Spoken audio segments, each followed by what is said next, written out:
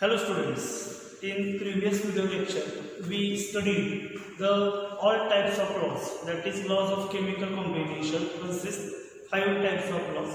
Law of conservation of mass, definite composition, multiple proportion, Avogadro's law and Gill-Sykes law. Okay, now in this video lecture our next point is atomic mass. Our next point is atomic mass. Let us see that atomic mass. We have to measure atomic mass of an element. आपल्याला काय करायचंय, एलिमेंटचं atomic mass मोजायचं. जसं आपण आता म्हणतो की बाबा हा खडू आहे, याचं वजन काट्यावर ठेवलं बसलं 10 ग्रॅम, बरोबर. आपण स्वतः वजन काट्यावरती उभं राहिलो, आपलं वजन बसलं काय असेल ते 50-60 किलो बसलं, ठीक आहे. त्या पद्धतीनं आपल्याला जो इलेमेंट आहे त्याचे जे ॲटम्स आहेत, एका ॲटमचं वजन किती, बरोबर की नाही. हायड्रोजन समजा इलेमेंट घेतला, हा हायड्रोजन इलेमेंट आहे, याच्या एका ॲटमचं वजन किती हे बघायचं.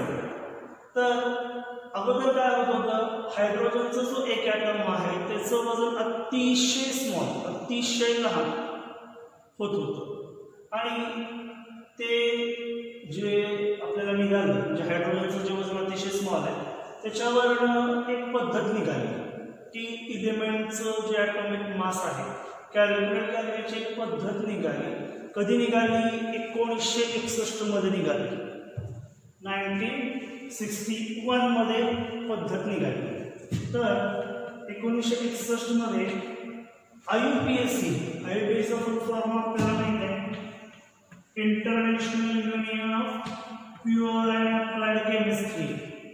International union of pure and applied chemistry, बरोबर.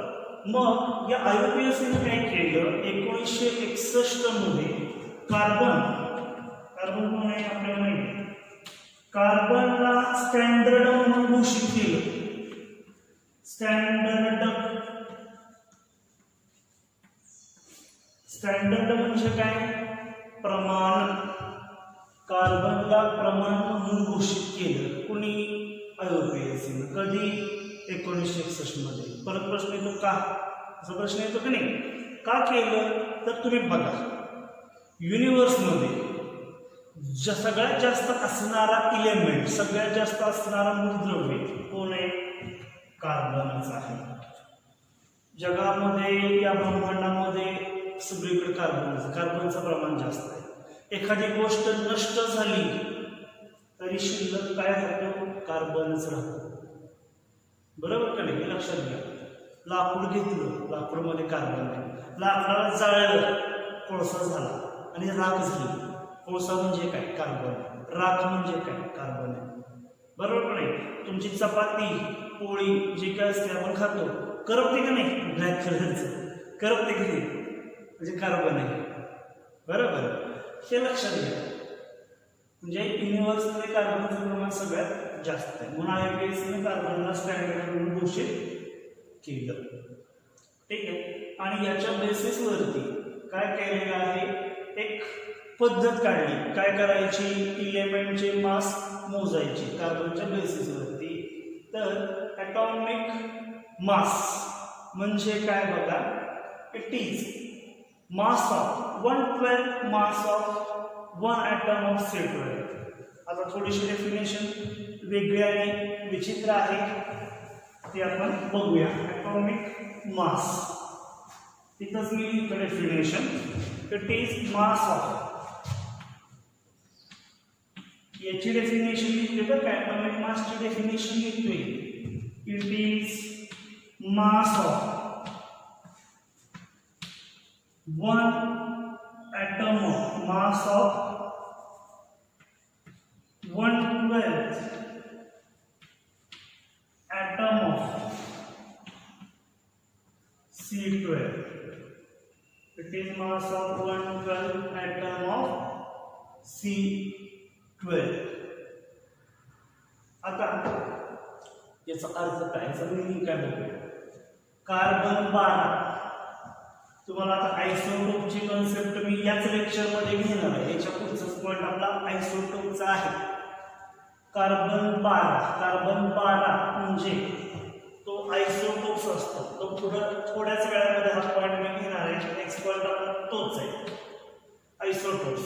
कार्बन ॲटॉमिक नंबर 6 वजन 12, कार्बन ॲटॉमिक नंबर 6 वजन 13, कार्बन ॲटॉमिक नंबर 6 वजन 14. म्हणजे ॲटॉमिक नंबर तर सेम आहे परंतु वजन डिफरंट आहे. त्याला आयसोटोप्स म्हणायचं. मराठीमध्ये समस्थानिके असं म्हणायचं असतं. तर कार्बन 12 हा सगळ्यात निसर्गामध्ये जास्त असतो. कार्बन 12 चा आयसोटोप आहे बरोबर. It is mass of 1/12 atom of 1 atom of C12. म्हणजे काय, कार्बन 12 चा हा आयसोटोप घेतला त्याचं 1/12 इतकं वजन घेतलं. कार्बन 12 चा जो आयसोटोप आहे त्याचं 1/12 आपण म्हणतो म्हणे हाफ वजन घेतलं, 1/2 वजन घेतलं, 3/4 वजन घेतलं. 100% असेल तर हाफ म्हटलं की 1/2 येतो, 1/2 50% 50 होतं. 1/4 म्हटलं की 25 होतं. 1/8 म्हटलं की 12.5 होतं. 100 जर धरलं तर तसंच आहे की कार्बन 12चं जे काही वजन आहे म्हणजे 12 त्याचं 1/12 वजन घ्यायचं हे लक्षात घ्या. आणि मग ते जे काही ते ॲटॉमिक मास युनिट असणार. आता आपण बघूया, शिकूया, कॅल्क्युलेशन थोडंसं करूया. हा थोडासा वेगळा पॉईंट आहे, त्यामध्ये फारसं काही दम नाही, डोंट वरी. 1/12 कार्बन 12चं वजन किती घ्यायचं आहे? 1/12. कार्बन 12चं वजन किती घ्यायचं? 1/12. 1/12 म्हणजे कसं आत्ता सांगितलं की आपण 100 घेतलं तर 1/2 काढत असेल तर व्हॅल्यू किती येते? 50 येते. 100च्या मध्ये 1/4 काढत असेल तर व्हॅल्यू किती येते? 25 येते. बरोबर की नाही? 100 घेतलं 1/8 काढलं तर व्हॅल्यू किती येते? 12.5. म्हणजे 12.5 गुणिले 8 म्हणजे 100, 25 गुणिले 4 म्हणजे 100, 50 गुणिले 2 म्हणजे 100. या पद्धतीनंच आहे. म्हणजे असं 1/12 तुम्ही काढू शकतो का? म्हणजे याच्याने तुम्ही काढलं पाहिजे नाही. आता ते इतकं डिटेल जातं 100ला धरलं पण 1/12 कुणाला धरायचं? 100ला धरायचं नाही. एक फोन नंबर मी घेतलाय, ठीक आहे. हां, आता 1/12 कुणाला धरायचं आहे? तर एका ॲटमचं वजन 1/12 घेतलं गुणिले एका ॲटमचं वजन किती ते मला मोजलं पाहिजे का नाही? एका ॲटमचं वजन किती? तर 1.2648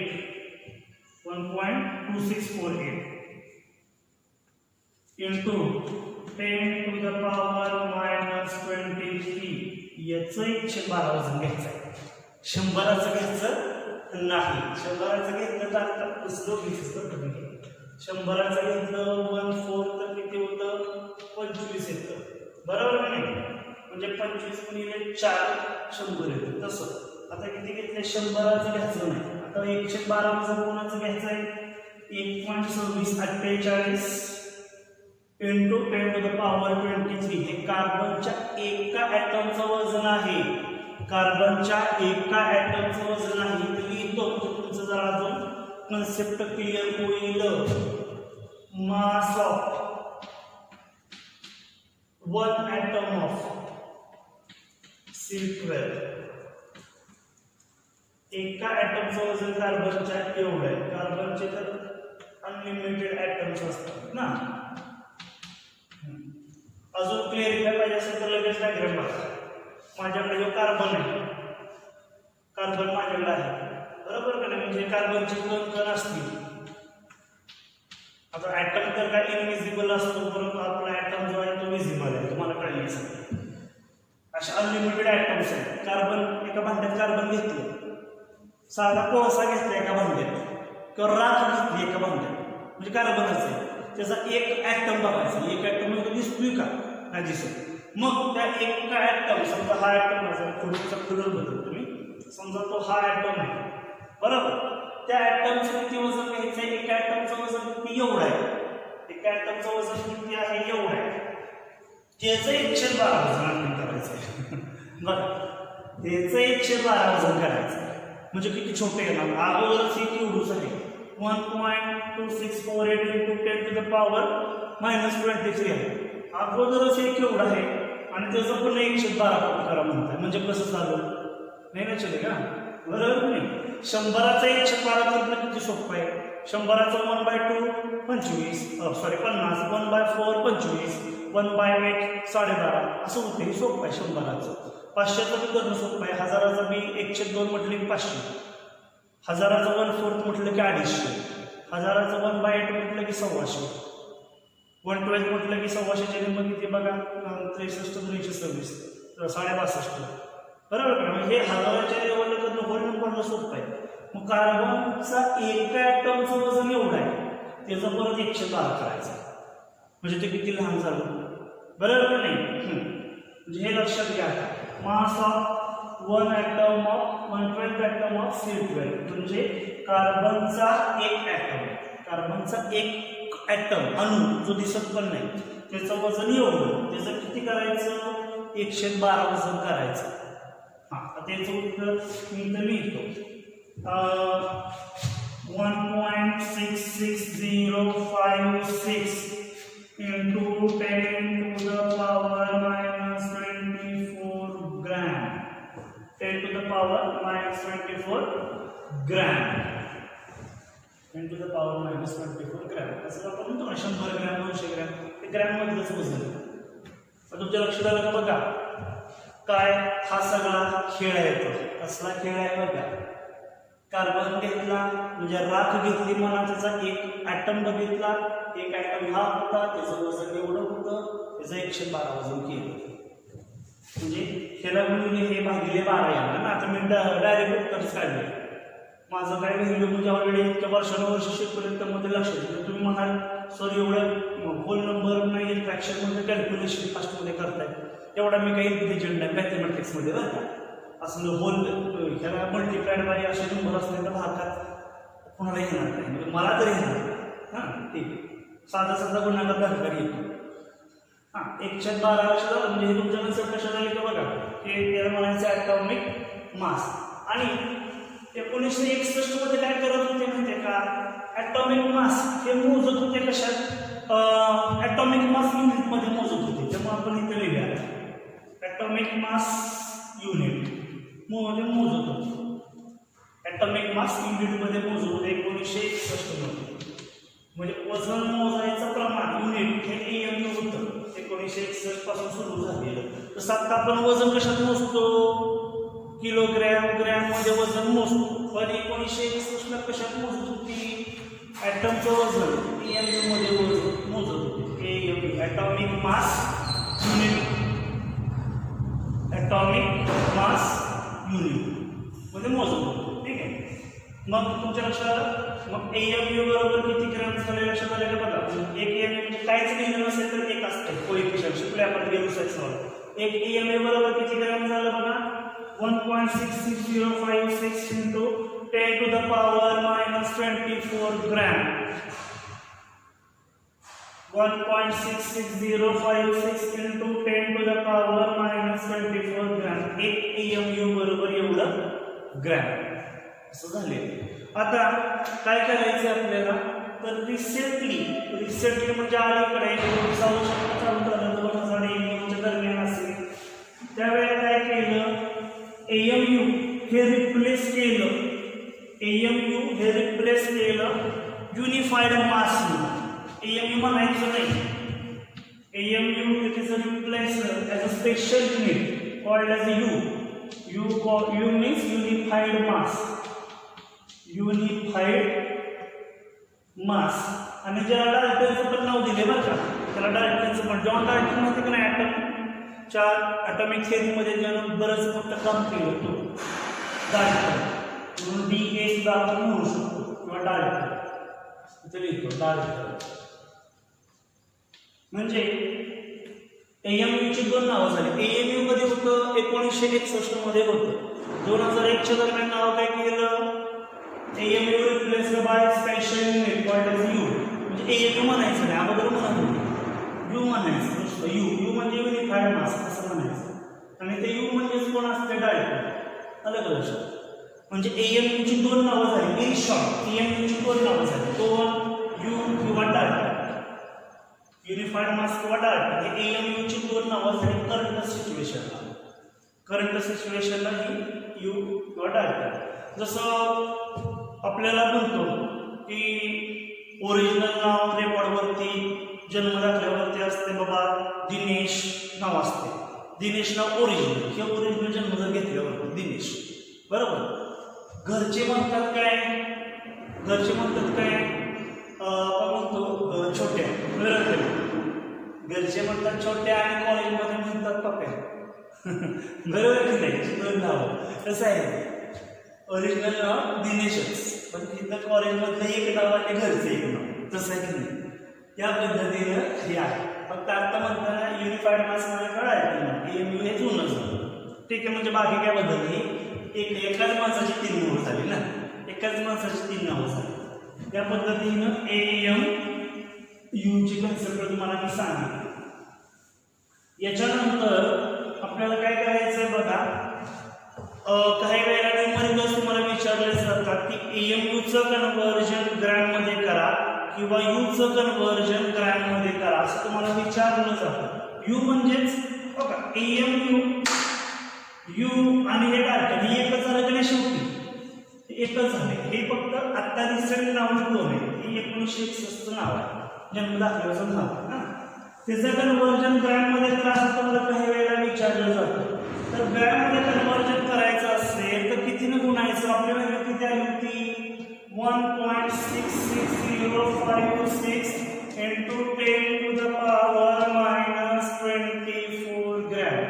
एक AMU काही असेल तर एक असते, आपण म्हणते एक AMU, एक U किंवा एक डाल्टन बरोबर 1.66056 into 10 to the power minus 24 gram, 10 to the power minus 24 gram. या पद्धतीनं मोजायचं आहे, कन्व्हर्जन करायचं आहे. आता न्यूमरिकल आता माझ्याकडे अवेलेबल नाही, टेक्स्टबुकमध्ये तुम्ही बघून मलाच ते सांगा कशाला कॅल्क्युलेशन केलं, फक्त गुणाकार करायचं, बाकी काही करायचं नाही. तरी पण मी न्यूमरिकलच्या सेक्शनमध्ये ते घेईन, काय अडचण नाही, ठीक आहे. याच्यानंतर नेक्स्ट पॉईंट आहे, हा कन्सेप्ट झाला ॲटॉमिक मासचा. याच्यानंतर कन्सेप्ट आहे average atomic mass. Average atomic mass,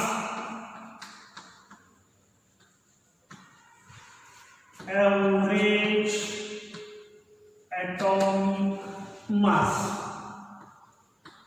आता कधी तुम्ही विचार केला का, तुम्हाला तुम्ही होमवर्क देता की ॲटॉमिक नंबर लिहायचे, सिम्बॉल लिहायचे आणि पुन्हा ॲटॉमिक मास लिहायचे पुढच्या कॉलमला, ॲटॉमिक नंबर ॲटॉमिक मास असं लिहायचं, असं होमवर्क देता, आठवत आहे की नाही.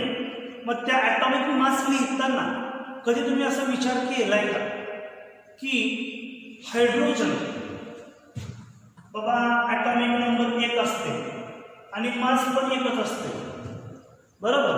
पुन्हा कार्बनकडे बघितलं लगेच, ॲटॉमिक नंबर किती असते, कार्बनचा 6 असते आणि वजन बघितलं तर 12 असते. नायट्रोजन ॲटॉमिक नंबर 7 असतोय, वजन बघितलं तर 14 असते. ऑक्सिजन ॲटॉमिक नंबर 8 असेल तर वजन किती असते, 16 असते.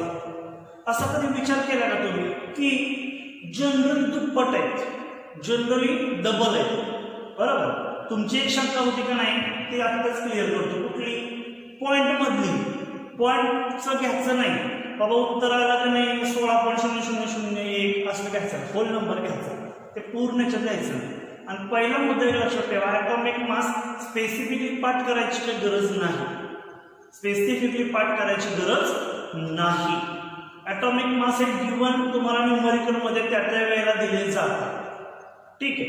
आणि आपण चालता बोलताच हे ऑटोमॅटिकली पाठ होत जातात, आपल्याला 11वी 12वी शिकत असे लक्षात येत जातं की कशा प्रकारे. स्पेसिफिकली त्याला वेळ देऊ नका की पाठ करत बसून नका, ठीक आहे. असं कधी विचार केला का, आपण बॅक टू द पॉईंट, असं कधी विचार केला का की याचे दुप्पट आहे, परंतु काही इलेमेंट वेगळे वेगळे असते.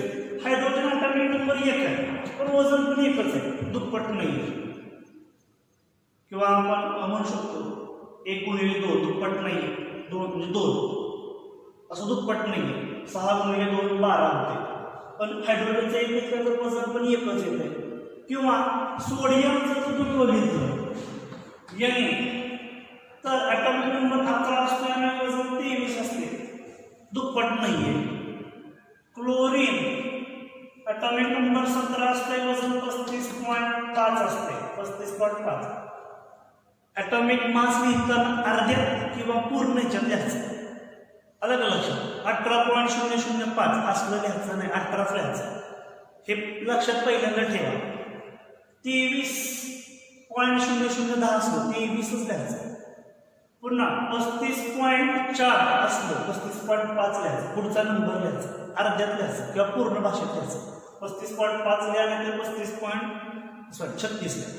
35 ओरिजिनल 430 आहे, 454 आहे, 35.454 असलं लिहायचं नाही. अर्धा नंबर किती 35.5, 454 लिहायचं नाही, 35.5 या पद्धतीने लिहायचं. हे पहिला मुद्दा केला.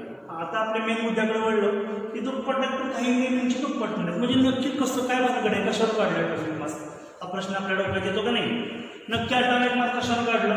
दुप्पट आहे हा तर काय रूल बसत नाही, दुप्पट आहे हा तर काय रूल बसत नाही, बरोबर. मग नक्की ॲटॉमिक मास कुठल्या बेसिसवरती काढला हा तुम्हाला प्रश्न डोक्यात पडला पाहिजे की नाही. की हे बाबा इलेव्हन असे काही आहे की त्यांचं दुप्पट नाही, हे वेगळंच काहीतरी येते.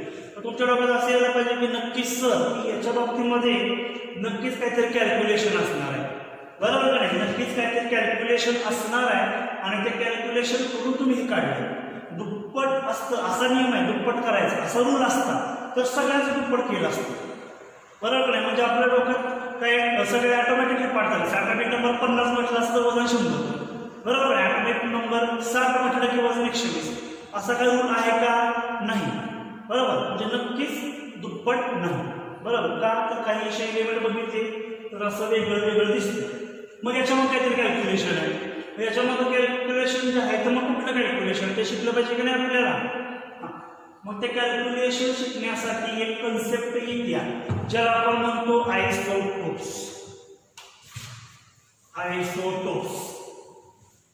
आयसोटोप्स आता जस्ट थोड्या वेळापूर्वी सांगितलं ॲव्हरेज ॲटॉमिक मास मध्ये. आयसोटोप्स, ठीक आहे. आयसोटोपला मराठीमध्ये म्हणतात समस्थानिके. काय म्हणायचं, समस्थानिके. तर डेफिनेशन काय होईल, the element which having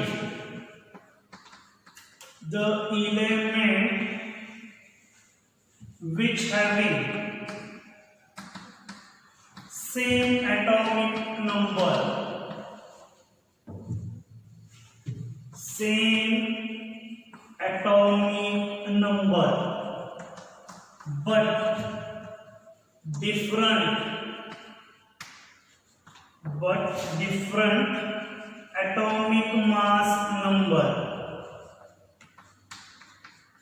but different atomic mass number, called as isotope. पुढचं तुमचं तुम्ही लिहा, हा थोडं वाचवते कॉलेजचं. The element which having same atomic number but different in atomic mass number. Element म्हणजे मूलद्रव्ये, अशी मूलद्रव्ये which having म्हणजे त्याच्यामध्ये काय असतं, सेम म्हणजे सारखा ॲटॉमिक नंबर. ॲटॉमिक नंबर म्हणजे अणुक्रमांक. अशी मूलद्रव्ये त्याच्यामध्ये ज्यांचा अणुक्रमांक सारखा असतो बटला काय म्हणतात, परंतु डिफरंट वेगळा काय असतो, ॲटॉमिक मास नंबर वेगळा असतो. अशी मूलद्रव्ये ज्यांचा ॲटॉमिक नंबर म्हणजे अणुक्रमांक सारखा असतो परंतु अणुभारांक म्हणजे ॲटॉमिक मास, अणुभारांक म्हणतात का नाही, शिकलाय का नाही. ॲटॉमिक मास हा वेगळा वेगळा असतो. अशा लोकांना म्हणायचे आयसोटोप. लोकांना कशी मूलद्रव्ये काय म्हणायचंय, आयसोटोप्स असं म्हणायचं. आयसोटोपला मराठीमध्ये काय म्हणायचं, समस्थानिके. समस्थानिके असं म्हणायचं, ठीक आहे. तर एक्झाम्पल्स बघूया म्हणजे तुम्हाला आयसोटोपची कन्सेप्ट क्लिअर होईल. Examples. Number first, isotopes of carbon.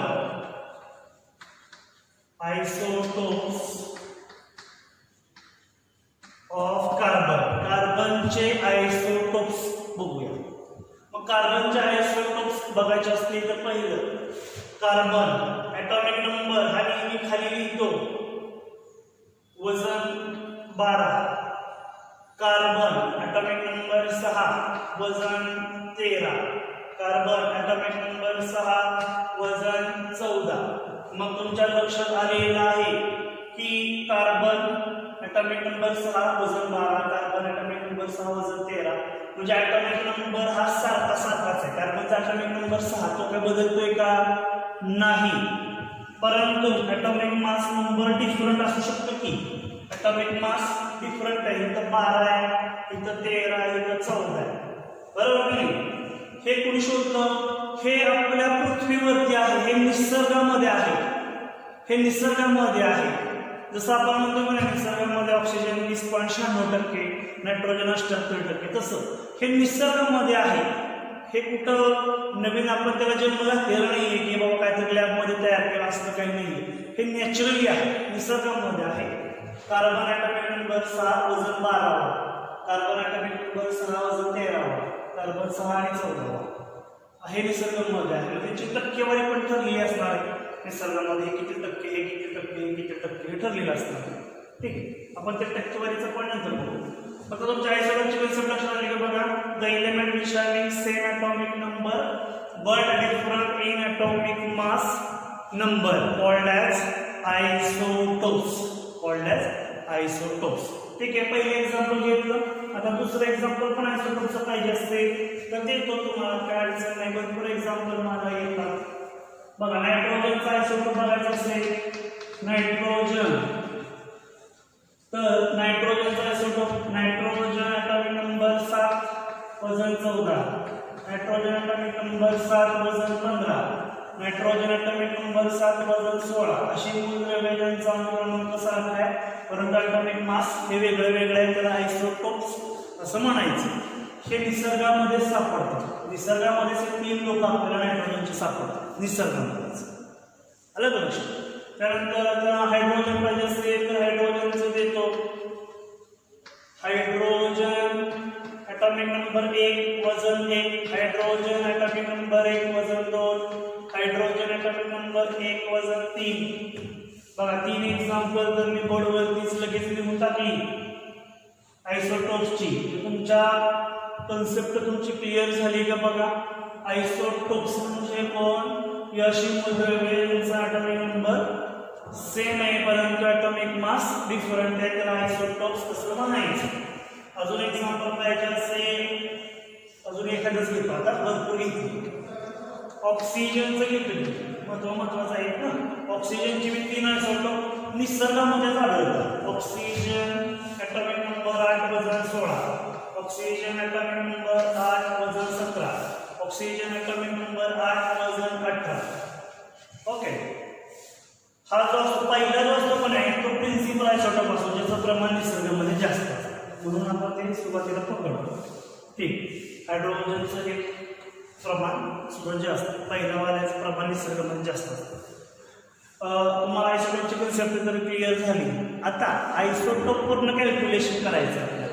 जर तुमची शंका आहे कुठली की काय म्हणतो आपण, एखाद्याचं दुप्पट आहे, काही लोकांचं दुप्पट नाही, दुप्पट आहे ते कसं दुप्पट आलं, ज्यांचं वेगळं आहे ते कसं वेगळं आलं, या बेसिसवरती करायचं.